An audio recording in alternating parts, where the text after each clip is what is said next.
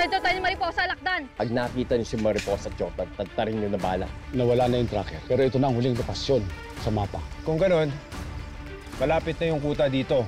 Ano pa tinatanga-tanga mo dyan? Hanapin mo yung biyan! Hindi lang ako ang mamamatay, alakdan. Sama-sama tayo!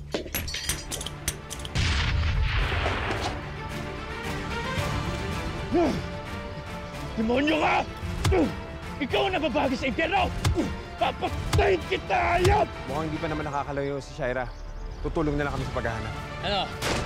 Jordan! Loko! Asawa ko! Tatapusin na nila. Jordan! Sison, bumalik ka sa sakin natin. Radyo mo kay Colonel. Nahanap mo si Jordan Manansala. Kailangan ng ambulansya. Bilisan mo. Jordan. Jordan. Buti lang maayos ang lagay mo. Okay. Jordan. Han, I'm so worried about you. Akala ko na paano ka na. Pero don't worry. Everything is gonna be alright. Pupunta na tayo sa hospital, okay? Ma'am, doon na lang po kayo, ma'am. Okay. Sige.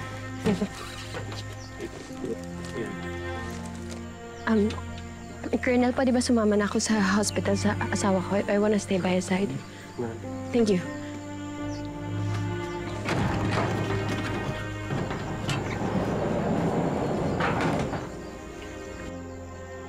Excuse me.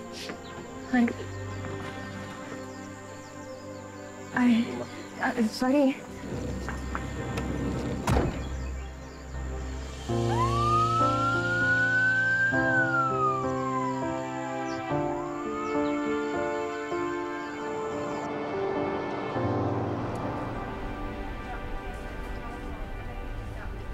Doc, ako yung asawa ni Jordan Manansala. How's my husband?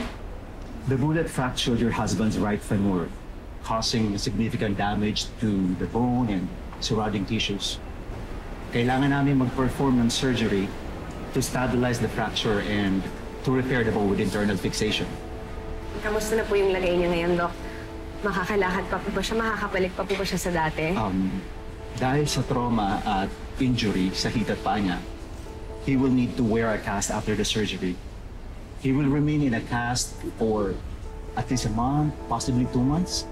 At sa period na yun, it's very crucial to keep weight off the fractured leg para magkaroon ng proper healing and repair and to prevent damage.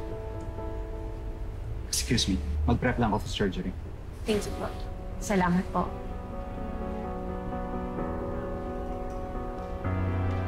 Salamat ka pala sa mga tinulong ninyo. Pero I think I got it from you. Shaira, kung pwede, gusto ko sanang manatili dito hanggang matapos yung surgery ni Jordan para lang masigurado ko na okay ang lagay niya. Umuwi ka na, Christy. Babalitaan na lang kita. Tsaka baka hinahanap ka na rin ng anak ninyo. Oo nga, Christy. Nakatouch naman yung concern mo para kay Jordan.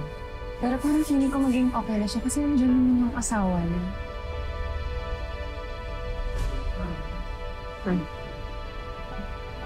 Christy. Tara, kaya ka na. Hinihintay na tayo ng mga anak natin.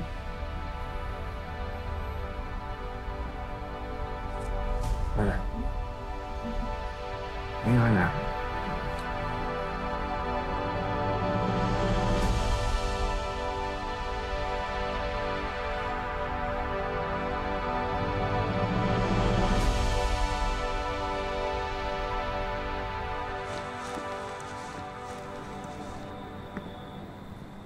Oh, Mama! Miss po kita, Mami. Bakit ngayon lang po kayo umuwi? Saan po ba kayo galing? Sorry, di ba I told you already? Sinundo nila ang Papa Jordan mo and made sure that he comes home safe. Totoo po ba yan, Mami?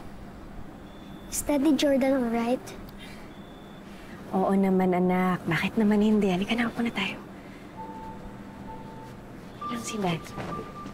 Kasi po, I had a bad dream na something bad happened daw po sa kanya. Anak, nasugatan lang yung daddy mo, pero nagpapagaling na siya ngayon sa ospital, okay? Huwag ka nang mag-alala. Mami, pwede po ba natin siyang dalawin bukas? Oo naman, pwede natin siyang dalawin. Talaga po, Mami. Thank you po.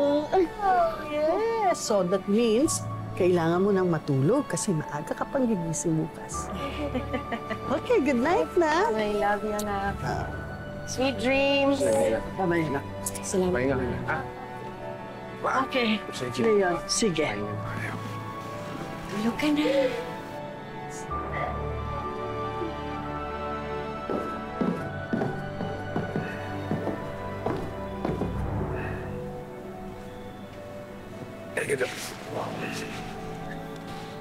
Ayos ka lang?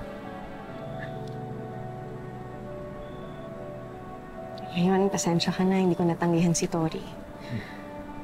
Tagal na rin kasi mula nung huli silang nagkita ng ama niya. Sana okay lang sa'yo na dalawin muna namin siyang dalawa ni Jordan.